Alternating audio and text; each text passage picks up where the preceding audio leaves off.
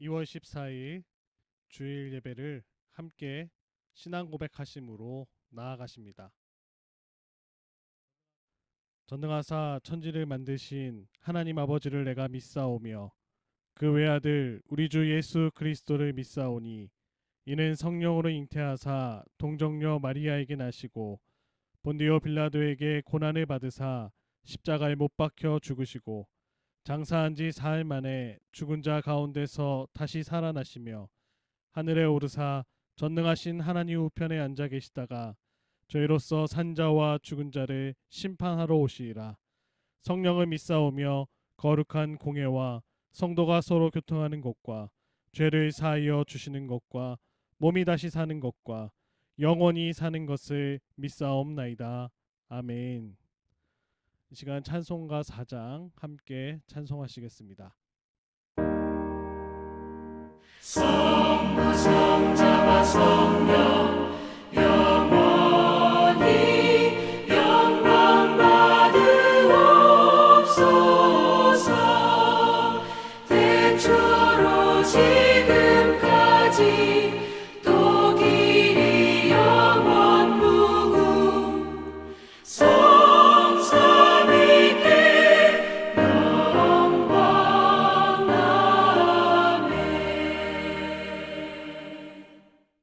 다 같이 찬송가 452장 함께 찬양하시겠습니다.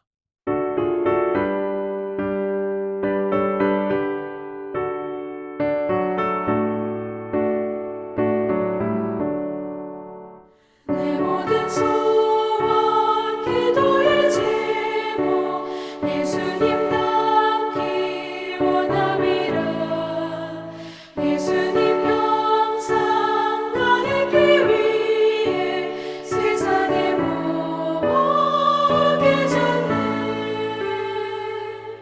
예수님 닮기 내가 원하네. 날 구원하신 예수님을 내 마음속에 지금도 사 주님의 형상이지소서. 무한한 사랑 풍성한 긍휼 슬픈 자 위로하시는 주. 길 잃은 죄인 부르는 예수 그 형상 닮게 하옵소서. 예수님 닮기 내가 원하네. 날 구원하신 예수님을 내 마음속에 지금도 사 주님의 형상이지소서. 겸손한 예수 거룩한 주님 원수의 멸시 참으시사 우리를 위해 고난을 받은 구주를 닮게 하옵소서. 예수님 닮기 내가 원하네. 날 구원하신 예수님을 내 마음속에 지금도 사 주님의 형상이지소서. 거룩하신 하나님 아버지, 주님의 크신 사랑과 은혜에 한없는 감사와 영광을 올려드립니다. 우리를 주님의 귀한 자녀로 삼아주시고 오늘도 각자의 자리에서 영과 진리로 예배드리게 하심을 감사드립니다. 우리의 고백을 들으시고 예수 그리스도의 십자가 보혈의 피로 저희의 죄를 사하여 주시니 감사드립니다. 항상 우리 계명교회를 사랑하시는 하나님 아버지, 어려움 가운데 있는 우리 공동체를 붙잡아 주시옵소서. 시련과 고난 속에서도 주님의 은혜를 구하며 나아가오니 주님 안에서 우리 모든 성도가 한마음 한뜻으로 하나 되게 하여 주시옵소서. 고난받고 상처 입은 성도들의 마음을 위로하여 주시며 어려운 처지와 형편 속에서도 각자의 자리에서 주님 주신 믿음으로 나아가는 모두가 되게 하여 주옵소서. 우리 계명교회가 맡은 사명 잘 감당하게 하시고 주님께서 세우신 동역자들이 주님의 몸된 교회에서 각자 달란트에 맞게 실실한 일꾼들로 세워지게 하여 주옵소서.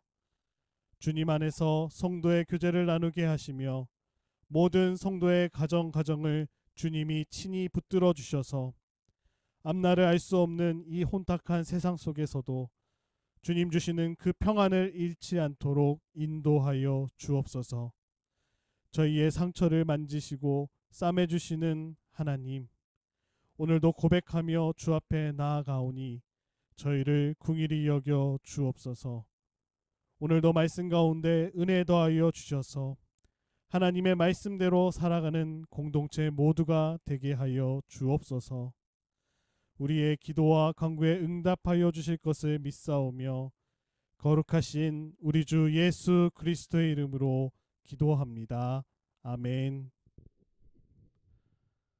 이 시간 함께 찬송가 370장 함께 찬양하시겠습니다.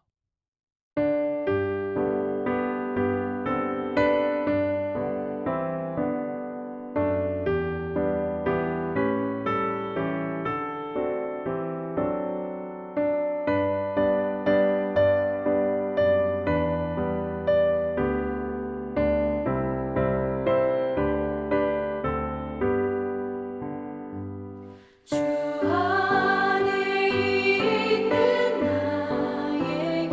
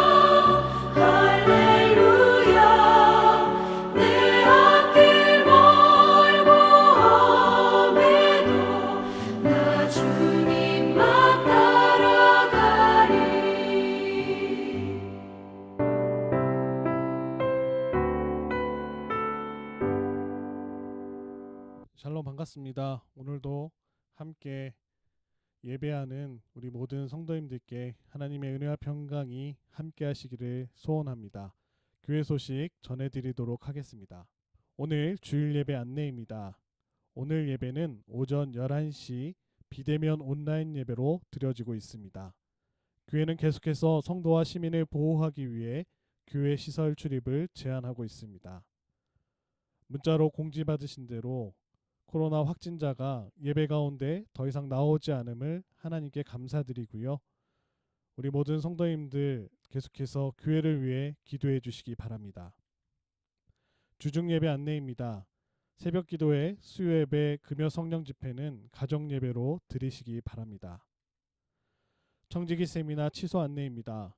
교회 사정으로 인해 모든 행사가 취소가 되었음을 알려드립니다.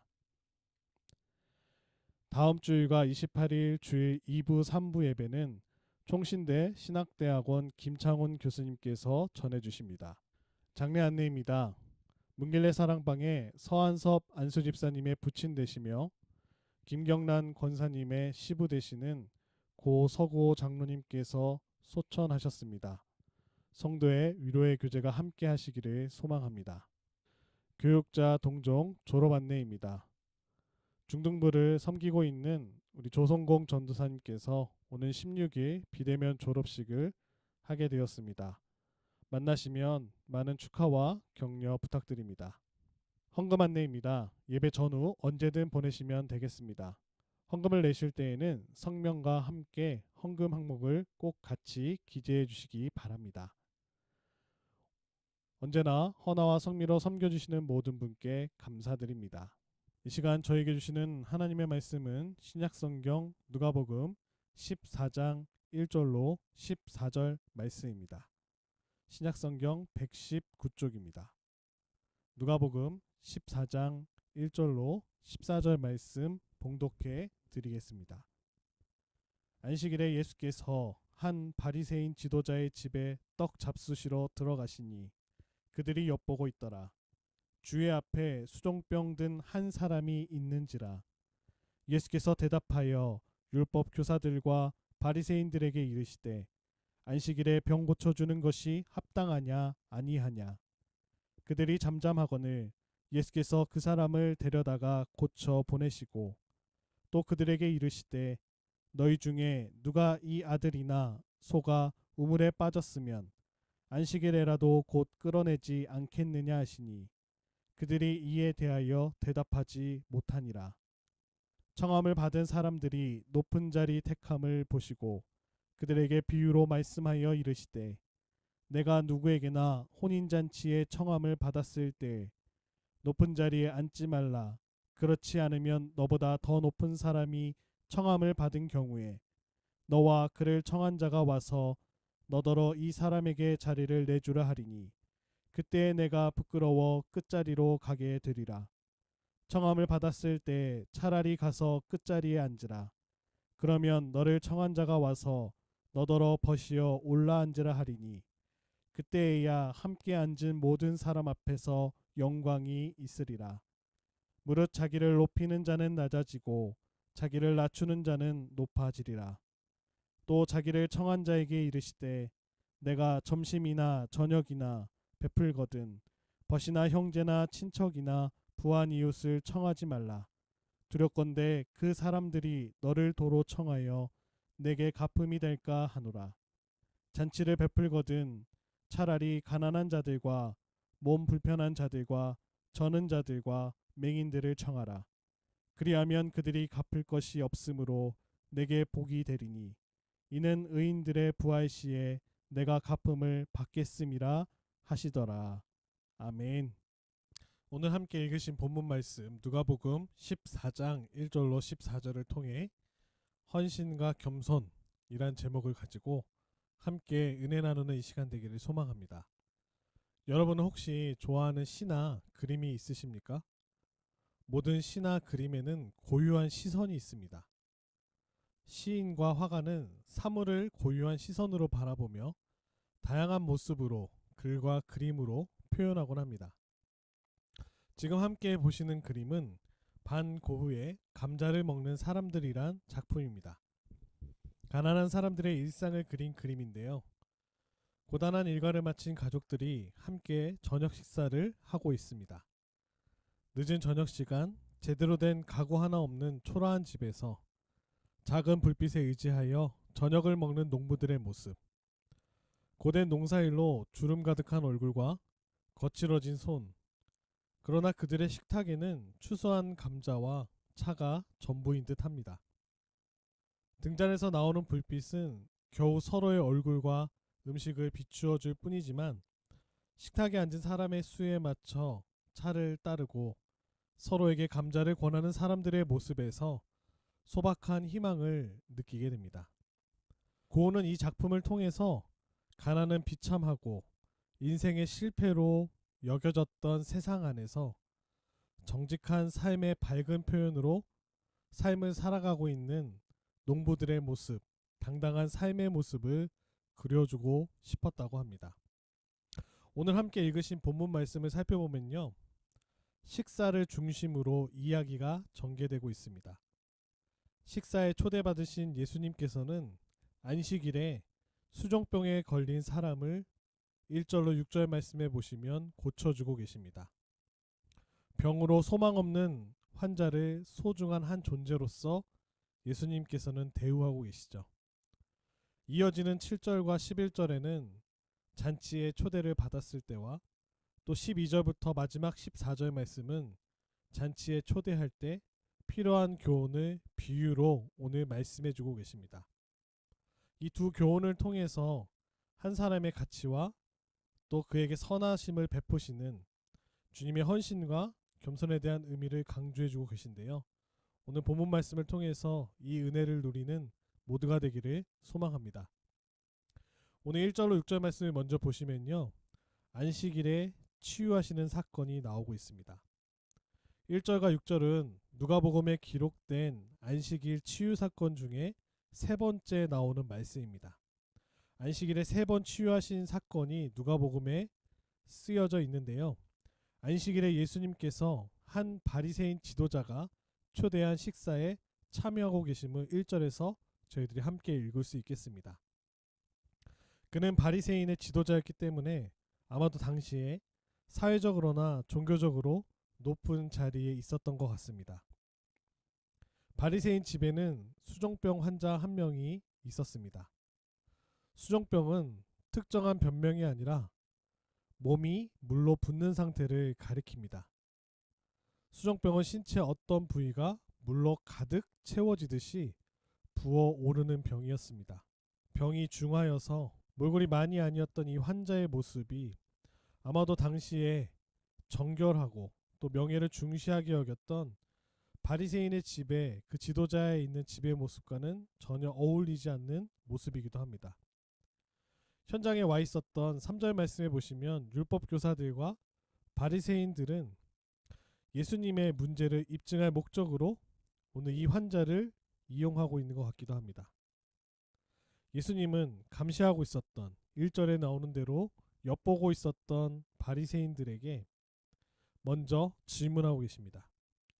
3절의 말씀대로 질문하고 계시죠. 안식일에 병 고쳐 주는 것이 합당하냐? 오늘 묻고 계십니다. 마치 앞선 13장 누가복음 13장 10절로 16절에 나왔던 몸이 고부라진 여인을 안식일에 치유하셨던 예수님의 모습이 다시금 보여지게 됩니다. 그 장면과 함께 겹쳐지게 되죠.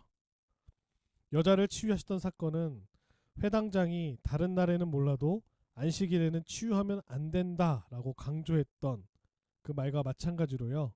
오늘 율법 교사들과 바리새인들 역시 안식일에 병 고쳐 주는 것에 대한 그 행위는 반대했을 것입니다. 예수님은 그에 앞서서 먼저 질문을 던지셨죠. 율법 교사들과 바리새인들은 아무 말도 하지 못하고 침묵하고 있습니다. 그들은 안식일에 병을 고치지 말아야 될 것을 주장하고 싶었지만 한마디도 예수님께 이야기하지 못하고 있습니다. 예수님을 고발할 증거를 찾는데 실패하고 만 거죠. 그들이 침묵하는 모습은 마치 앞서 누가복음 13장 17절에서 안식일에 여자가 치유받는 일을 보고 반대하는 자들이 예수님의 말씀을 듣고 부끄러워했던 것과 비슷한 모습으로 오늘 본문에서 나타나고 있습니다. 그들의 입을 닫게 만드시고 나서 예수님은 수정병 환자를 치유하셨습니다. 그것이 오늘 본문 4절 말씀입니다. 예수님께서는 그 환자를 안식일에 치유하는 것이 왜 정당한지 곧부라진 여자가 치유된 사건과 같은 논리로 말씀해주고 계십니다. 예수님은 율법교사들과 바리새인들이 안식일에 그들의 아들이나 소가 우물에 빠지면 당장 끌어내지 않겠느냐고 다시금 질문하고 계십니다. 5절 말씀에 질문하고 계시죠. 예수님이 고부라진 여인을 치유하고 나서 누가복음 13장 16절에 이렇게 하신 말씀이 떠오르게 됩니다. 아브라함의 딸을 안식일에 이 매임에서 푸는 것이 합당하지 아니하냐 라고 하신 말씀과 비슷한 말씀으로 오늘 5절에서 이야기하고 계십니다. 율법 교사들과 바리새인들은 몸이 심하게 부어오르고 나머지 신체는 뼈만 남은 것과 같았던 이 환자를 소보다 낮은 가치로 생각했던 것이죠. 그들이 지켰던 규례와 정통에 얽매여서 냉정하고 차가운 사람이 된다면 하나님의 뜻에 대해 침묵해야 함을 오늘 말씀해주고 계십니다. 하나님의 말씀인 성경을 연구할수록 약한 자에 대한 우리보다 훨씬 약한 자에 대한 긍휼과 책임감이 더욱더 불타오르게 되어야 했지만 오늘 율법학자들과 바리새인들의 모습은 정반대였습니다. 하나님의 말씀과 전혀 다른 길로 가게 되는 삶이 얼마나 비극적인 모습인지 오늘 율법학자와 바리새인들의 모습에서 찾아볼 수 있었던 것이죠. 예수님께서는 18년의 병으로 고생했던 여자의 경우처럼 오늘 수정병으로 아픈 가운데 있었던 이 환자를 존귀하게 여겨주시며 치유해주고 계십니다. 그것이 1절부터 6절에 나오는 수정병 환자를 치유해주신 사건이죠.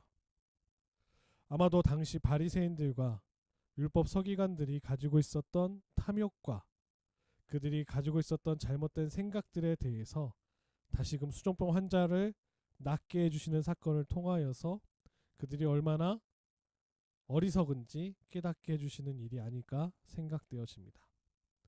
7절부터 11절에 이어지는 말씀은 이제 잔치를 초대받는 자들에 대한 교훈을 비유로 이야기하고 계십니다. 7절을 보시면요, 예수님은 초대받은 사람들이 높은 자리를 선택하는 모습을 보시면서 비유로 가르쳐주고 계십니다. 비유는 당시 유대와 헬라 사회에 있었던 명예와 수치 문화에 대해 그것을 전제하고 있는데요. 고대 세계에서 이렇게 잔치를 베푼다는 것은 손님들의 사회적 지위를 공개적으로 드러내는 무대였기 때문에 식사에서 어느 자리에 앉는다는 것은 굉장히 중요한 사회적인 명예를 드러나게 하는 보여주게 해주는 중요한 자리였던 것 같습니다. 그 잔치를 베풀었던 주인과 얼마나 가까운 자리에 앉는지에 따라서 그의 사회적 지위가 드러나기 때문에 아마도 이 연회에서 가장 부러움을 사는 자리는 주인과 가장 가까운 자리에 앉은 초대받은 사람의 자리였습니다. 반면에 주인과 멀리 떨어진 구석 자리는 초대받은 사람들이 선호하는 자리가 아니었다는 것이죠. 하지만 오늘 8절 말씀에 보시면요, 혼인잔치에 초대를 받을 때 높은 자리에 앉지 말아야 함을 예수님은 비유적으로 말씀해주고 계십니다. 왜냐하면 9절의 말씀대로 첫 번째 자리에 앉는 위험성은 만약에 나보다 더 높은 사람이 도착했을 때 생기게 된다고 말씀해주고 계십니다. 만일 더 높은 지위의 사람이 들어오게 된다면 초대자가 자리를 양보하도록 요구한다는 것이죠. 양보하는 손님은 수치심을 안고 잔치의 맨 끝자리에 가야 됨을 오늘 예수님은 비유로 이야기하고 계십니다. 그래서 10절 말씀에서도 초대를 받을 때 처음부터 끝자리에 앉는 것이 낫다라고 말씀하고 계시죠. 그러면 초대자가 와서 다음 윗자리로 인도할 것이고 함께 앉은 모든 사람 앞에서 영광을 얻게 될 것임을 오늘 말씀에서 비유로 말씀해주고 계십니다. 예수님께서는 비유를 통해서 경고하시는 대상은 바로 바리새인들이죠. 그들이 높은 곳에 앉아서 존중받는 것을 굉장히 자랑하고 그것을 너무나 좋아했던 것이죠. 그들은 높은 곳에 앉아서 존중받는 것이 당연하다고 생각했던 사람들입니다. 그래서 예수님께서는 비유의 오늘 비유의 교훈을 통하여서 11절에 이렇게 말씀을 요약하고 계십니다. 무릇 자기를 높이는 자는 낮아지고 자기를 낮추는 자는 높아지리라 라고 한마디로 요약하고 계십니다. 예수님은 이 말씀으로 사회적인 높음과 낮음에 대한 당시에 가지고 있었던 생각들에 도전하고 계신다는 것이죠. 예수님이 가지고 오신 하나님 나라의 가치는 하나님 나라에서 한 사람 한 사람의 가치를 새롭게 만들고 설정하고 계십니다. 예수님은 한 사람 한 사람을 사회적인 지위나 그가 가지고 있었던 재산으로 평가하지 않으신다라는 사실을 오늘 이야기해 주고 계십니다. 또한 학력이나 그가 배운 것이나 또 가정의 배경으로 그 사람의 가치를 평가하지 않으신다라는 것이죠. 하나님은 물려받은 자산이나 능력으로 획득한 힘으로 높아졌다고 자신만만해하고 있는 그런 사람들을 낮추신다라고 이야기하고 있습니다. 사회적인 위치를 자랑하지 않고 겸손히 섬기는 사람을 높이실 것임을 오늘 예수님은 비유를 통하여서 말씀해 주고 계십니다. 어떠한 업적으로나 지위로 사람의 가치를 결정하지 않으시는 하나님의 관점에서 우리 자신을 돌아보고 타인을 남을 보아야 할 줄로 믿습니다. 12절과 오늘 마지막 읽으셨던 14절 말씀은 초대자를 위한 교훈이 나오고 있습니다. 연회를 열었던 그 잔치에 초대한 사람을 위한 교훈이죠. 예수님은 초대자에게도 오늘 12절과 14절에서 교훈하고 계십니다. 초대자는 아마도 1절에 등장한 바리새인들의 지도자인 것 같습니다. 예수님은 그에게 점심과 저녁을 위해 친구나 형제나 친척이나 부한 이웃을 초대하지 말라고 권면하고 계십니다. 친구나 가족이나 친척은 초대해진 호의에 대한 보답으로 다시금 초대해 줄 것입니다. 또 부한 이웃은 자신의 명예를 위해 반드시 받았던 초대로 보답할 것임을 오늘 비유로 말씀하고 계십니다. 부잣집에 초대를 받게 되면 바리새인 지도자의 지위와 명예는 더욱더 높아지고 그가 사회적으로 인정받는 것을 많은 사람에게 보여줄 수 있을 것입니다. 당시의 명예와 수치의 세계에서 한 사람의 명예는 그 사람이 어떤 사람을 만나는지 그 사람이 상대하는 사람들에 의해서 결정되어졌습니다. 예를 들자면 식사에 초대한 사람이 높은 신분이면 초대자의 명예도 같이 높아지게 되죠. 또한 많은 호의를 받았다면 반드시 갚아야 하는 상호적인 이 윤리 속에서 아마도 당시 사회에 그것을 그 당시 사회를 지탱해 나가는 근본 책이었던 것 같습니다. 선물이나 또 호의를 받았다면 갚아야 되는 것이 받은 만큼 갚아야 되는 것이 당시 서로에 대한 서로의 예의고 기본이었던 것 같습니다. 받으면 갚아야 하는 의무를 짊어지게 되므로 거저받는 선물이라는 것은 없다는 것이죠. 주고받음이 분명히 있었다라는 것이죠.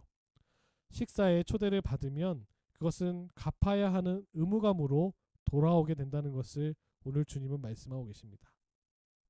만일 가난한 사람이 부자의 초대를 받았다면 그 초대에 상하는 수준의 호의를 갚아야 하므로 가난한 사람은 굉장히 부담스러운 일이 되었음을 오늘 말씀에서 살펴볼 수 있겠죠. 부자나 높은 지위에 있는 사람의 입장에서도 궁핍하고 가난한 사람을 초대하는 것은 마찬가지로 부담이었다는 것이죠. 명예가 중시되어지고 수치가 중시되어지는 세계에서 사회적 약자를 초대한다면 그 사람을 초대한 사람의 명예가 바로 손상되기 때문입니다. 초대자의 사회적 명성을 위태롭게 할 수도 있죠. 어떻게 과연 저런 사람을 초대할 수 있냐. 또한 초대를 해도 상대방이 보답해 줄 수 없기 때문에 연애를 초청하는 또 초대하는 사람은 경제적인 손실을 입게 됩니다. 주고 받는 것이 있어야 되기 때문이죠. 무엇보다도 사회적 약자를 초대하면 사회를 지탱하는 체계를 무너뜨리게 되므로 또 주변의 많은 부자들과 또 지도자들에게 비난을 또 피할 수 없게 됩니다. 한마디로 남을 의식하는 오늘날 우리가 살아가는 사회에서 많은 것들을 느끼게 됩니다. 13절 말씀에 오늘 주님은 이렇게 말씀하시죠. 가난한 자들과 몸 불편한 자들과 저는 자들과 맹인들을 초대하라고 조언하고 계십니다. 자신에게 덕이 되지 않고 손해를 끼칠 사람들을 초대하라고 오늘 예수님은 그 시대가 갖고 있었던 중요한 생각에 반대로 이야기하십니다. 갚을 능력이 없어서 그들은 갚을 수 없지만 하나님께서 갚아 주실 것임을 이야기하고 계십니다. 베푼 사람은 갚음과 또 보상을 돌려받을 수 있다는 이 상호성의 원리가 작동되는데, 이 작동되는 원리가 이 가난한 자에게는 무엇인가 주었을 때 받을 수 없다는 것에서 끝나는 것이 아니라, 하나님은 대가를 기대하지 않은 채 가난하고 약한 사람들을 귀하게 여기고 섬김 사람들을 의인의 부활 시에 반드시 갚아주신다고 오늘 본문에서 말씀해 주고 계십니다. 본문에서 예수님은 사람의 가치를 등급화한 사회의 모든 생각과 관례들을 깨트리고 계십니다. 어떤 사람이 이러이러한 만큼 효용 가치가 있다. 이 사람에게는 이만큼만 잘해주면 된다. 어떤 관계에 있어서 등급을 매겼다면 사람을 분류하고 그 분류에 맞게끔 사람을 대했던 사회라면 오늘 예수님은 그 태도를 고치라고, 바꾸라라고 명령하고 계십니다. 궁핍함과 질병과 장애가 있는 사람들이 호의를 갚을 능력이 없다 하여서 그들을 낮은 가치의 사람들로 바라보고 나가면 안 된다라고 오늘 예수님은 말씀하고 계십니다. 근데 예수님은 단순히 사회적 약자들을 구제하는 것이 아니라 친구나 가족이나 친척으로 초대할 것을 원하고 계신다는 것이죠. 공동체의 동등한 일원으로 한 사람 한 사람을 대접하라고 명령하고 계십니다. 내게 도움이 되지 않고 부담이 될 수 있는 사람들을 친구와 가족으로 받아들이도록 명령하고 계십니다. 바로 예수님을 따른다고 하는 제자들은 이런 어려운 사람들로부터 대받기를 기대하면서 호의를 베풀지 말아야 됨을 오늘 권면하고 계십니다.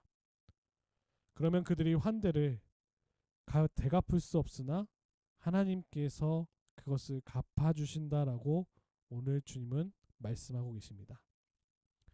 오늘 함께 보셨던 누가복음 14장 1절로 14절 말씀을 정리해 보면 다음에 세 가지로 정리해 볼 수 있겠습니다. 첫 번째로는요, 하나님의 마음으로 타인을 바라봐야 된다는 것이죠. 오늘 본문에 나왔던 수정병에 걸린 사람을 두고 바리새인들은 예수님을 책잡기 위해 그를 주목합니다. 자존심을 회복하기 위해서 타인의 아픔을 외면하고 이용하고 있는 모습이죠. 수정병에 걸린 사람의 아픔을 보기보다 안식일이란 이 날에 꼭 지켜야 되는 안식일에 이 병자를 고쳐주시는지 안 고쳐주시는지 예수님을 흠잡으려고 했던 바리새인들의 모습입니다. 굉장히 잔인한 모습이죠. 예수님은 분노하셨을 것입니다. 예수님의 마음에 공감하지 못하는 자가 진짜 병자이기 때문이죠. 하나님의 마음으로 타인을 보는 것을 멈추면 오늘 말씀대로 위선자가 되어집니다.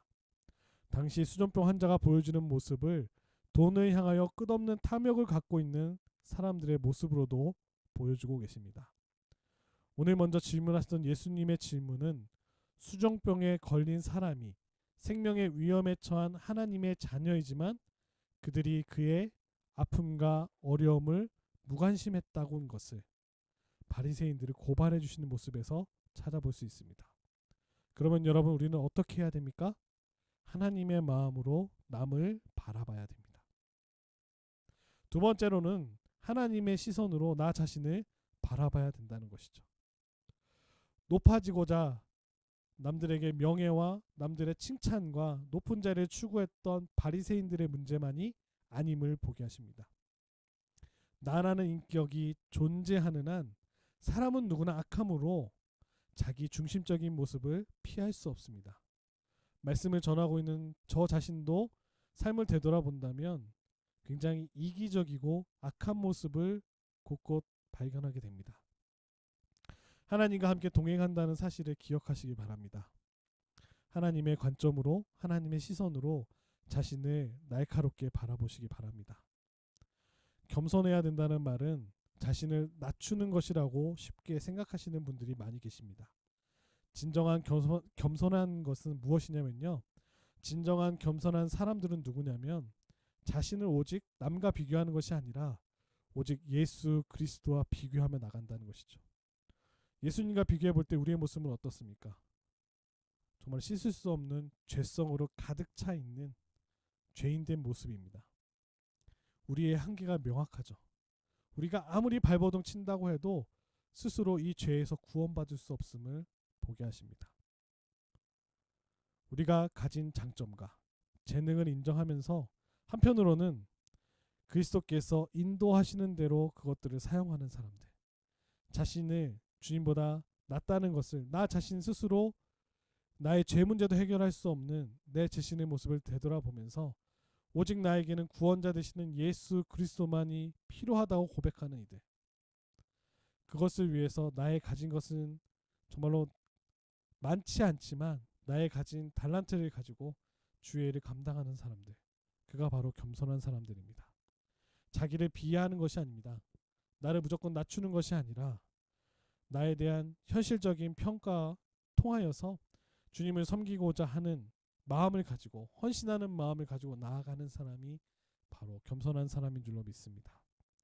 겸손한 것은 자신을 무시하는 것이 아니라 하나님의 평가를 통하여서 하나님의 평가를 기대함으로 남을 배려하는 사람, 하나님의 시선으로 자신을 바라보고요, 남을 긍휼히 여기는 사람, 그가 바로 겸손한 사람인 줄로 믿습니다. 마지막으로 우리는요, 예수님을 본으로 삼아야 됩니다. 예수님을 표대로 삼아서 주님이 가신 그 길을 한 걸음 한 걸음 따라가야 될 줄로 믿습니다. 예수님은 오늘요, 주의 시선을 전혀 개의치 않으시고요, 수정병 병자를 치유해 주셨습니다. 바리새인들이 엿보고 있다는 사실을 1절 말씀에서도 주님은 알고 계셨습니다. 하지만 그들의 시선을 보면서요, 그들의 시선에 굴복하지 않으셨다는 것이죠. 오늘 예수님은요, 그가 가지고 있었던 소유나 신분으로 사람을 구별하지 않으셨습니다. 예수님은 늘 언제나 그랬듯 가장 당시에 악하다고 불렸던 세리들과 죄인들의 친구이셨고, 또 오늘 보시면 율법을 지키고자 했었던 교만했던 바리새인들과도 함께 식사하고 계셨습니다. 모든 이가 하나님의 회복을 경험하는 것이 어찌 보면 자신의 목숨보다 중요하게 생각하셨습니다. 모든 이가 주님께로 돌아오게 됨을 주님은 바라셨던 것이죠. 하나님의 마음을 가지고 용기 있게 자신의 길을 걸어가셨던 그 예수님의 발자취를 배우며 따라가는 삶을 살아가시는 모두가 되시기를 소망합니다. 사랑하는 여러분, 왜 교만하고 사랑이 없냐 비난하기 참 쉽습니다. 하지만 자기 스스로의 모습을 살펴보기는 참 어려운 것이 바로 우리 자신인 것 같습니다. 우리의 시선이 나를 향하기보다는 내가 보고 있는 밖으로 향한 시선으로 하나님과의 관계 안에서 자리매김하시고요, 나의 눈으로 정말로 남을 평가하는 것이 아니라 주님께서 날 지켜보고 계신다는 그 사실을 깨닫고 우리가 날마다 주님만을 바라보고 주님과 함께 동행하는 삶을 살아가시기를 축복합니다. 오늘 말씀을 정리했던 것과 같이요, 하나님의 마음으로 남을 바라보시기 바랍니다.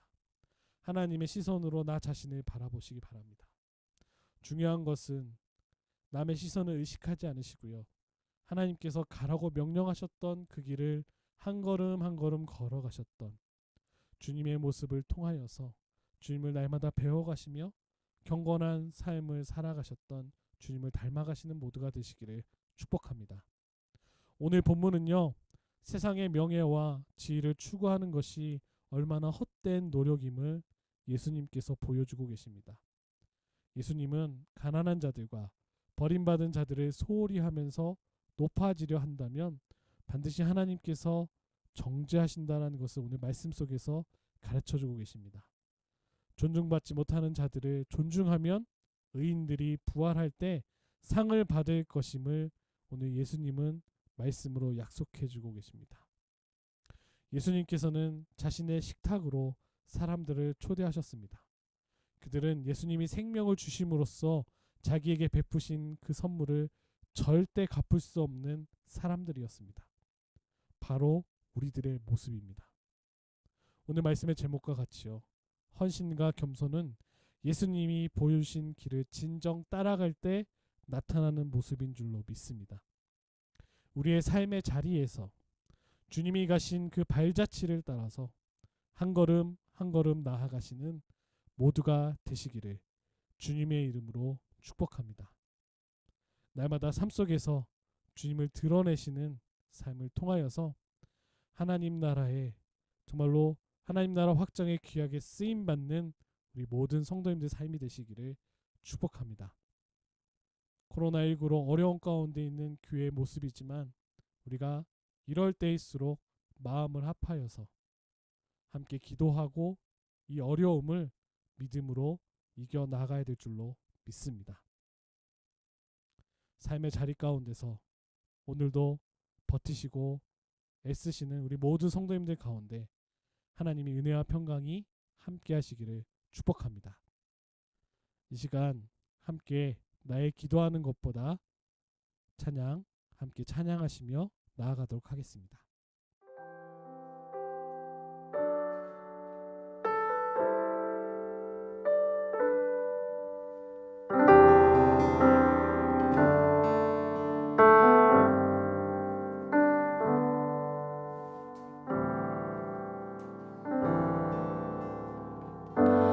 나의 기도하는 것보다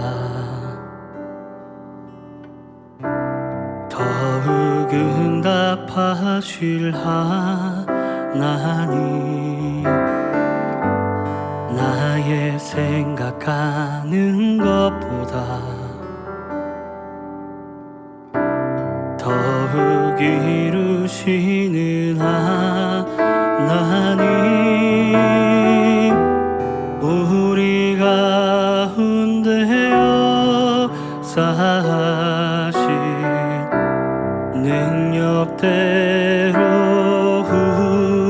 우리들이 간구함을 넘치도록 능히 하실 주님께 모든 영광과 존귀 찬양과 경배를 돌릴지어다.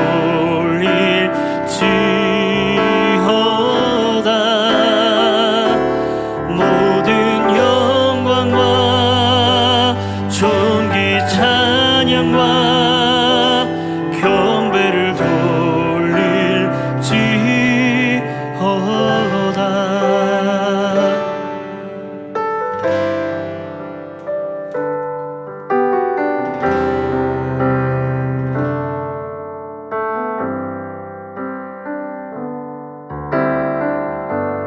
나의 기도하는 것보다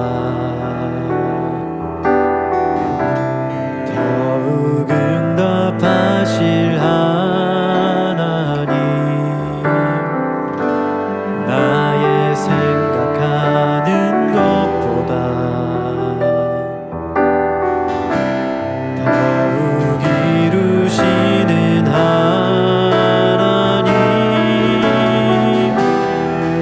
우리 가운데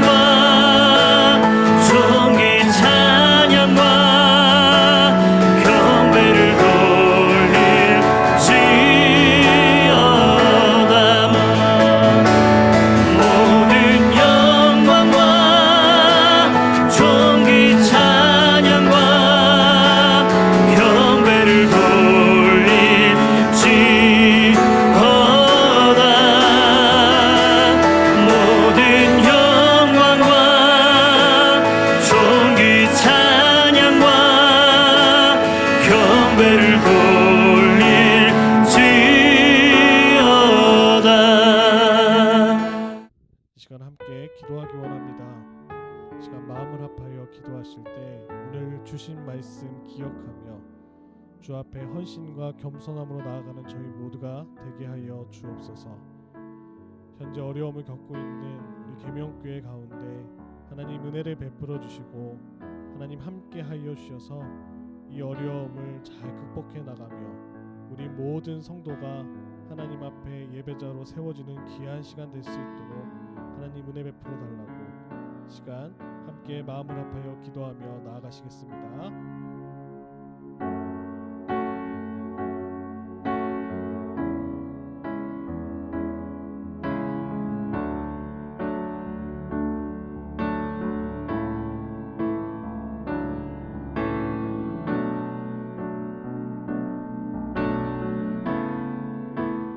우리의 기도와 간구를 들으시는 하나님 아버지, 오늘도 주 앞에 예배자로 서게 하시니 감사드립니다. 주신 말씀대로 한 주간도 이 말씀 마음에 새겨 주셔서 말씀대로 살아가는 우리 모든 계명 공동체 한 사람 한 사람 될 수 있도록 인도하여 주옵소서. 헌신과 겸손함으로 날마다 나아가게 하시며 주님 명령하신 그 말씀에 순종함으로 날마다 삶 속에서 경건한 삶의 모습을 증거하는 예수 그리스도의 증인된 삶을 살아가는 모두가 될 수 있도록 인도하여 주옵소서. 감사드리며 우리 구주 예수 그리스도의 이름으로 기도합니다. 아멘. 이제는 우리 주 예수 그리스도의 은혜와 하나님의 그 크신 사랑과 성령님의 인도, 교통, 충만하심이 오늘 말씀의 제목과 같이 헌신과 겸손으로 나아가기를 소망하며 결단하는 모든 사랑하는 계명 공동체 우리 모든 가족들 머리 위에 우리 계명교회 위에 지금부터 영원까지 함께 계실지어다. 아멘.